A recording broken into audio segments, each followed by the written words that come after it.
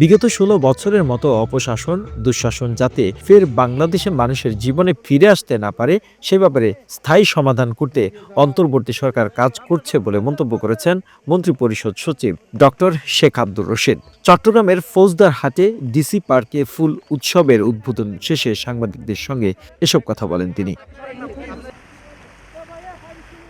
তিনি আরো বলেন, সব ক্ষেত্রে সংস্কারের জন্য বিভিন্ন কমিশন কাজ করছে।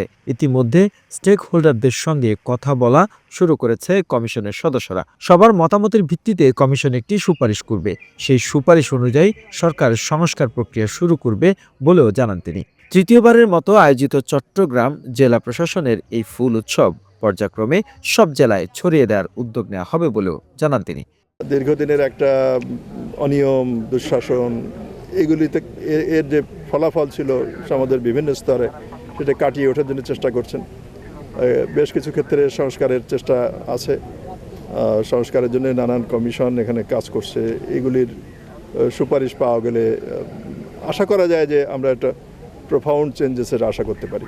এ সময় জেলা প্রশাসক বলেন, আগামী প্রজন্মের মধ্যে প্রাণ এবং প্রকৃতির পরিচিতি ঘটাতে প্রতি বছর এই আয়োজনের সিদ্ধান্ত নিয়েছে জেলা প্রশাসন। আমরা 10,000 গাছ লাগিয়েছি এবং গাছের নাম দিয়েছি প্রত্যেকটা গাছের সঙ্গে, যাতে আমাদের ভবিষ্যৎ প্রজন্ম, আগামী প্রজন্ম এখন কিন্তু ভার্চুয়ালি কানেক্টেড থাকে। আপনারা দেখেন তো তাদের যাওয়ার জায়গা নেই কিন্তু, সো এইখানে যাতে তারা আসতে পারে, তারা প্রকৃতির সাথে পরিচিত হতে পারে। আপনারা দেখেন আমরা ফুল উৎসবকে কেন্দ্র করে আমরা এই খেজুর গাছ রস কালেক্ট করছি এবং এখানে প্রতিদিন 25 কেজি রস বিক্রি হচ্ছে। তো এই যে এইগুলো কিন্তু ভুলে যেতে বসেছে আমাদের এখনকার প্রজন্ম। The news Bangladesh desk report.